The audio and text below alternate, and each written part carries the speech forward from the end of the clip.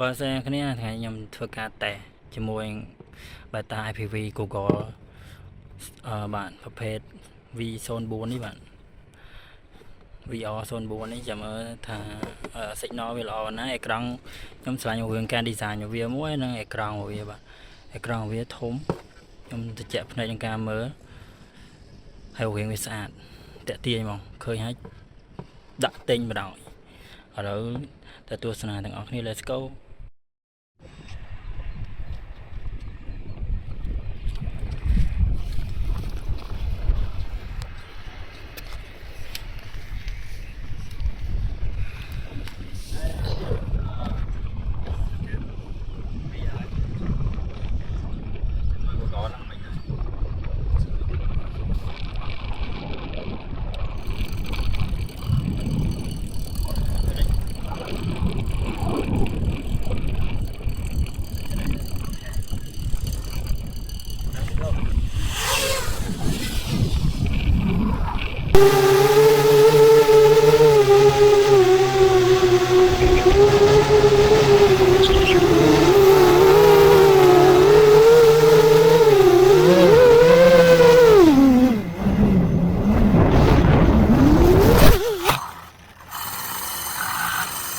ពេលគេធ្លាក់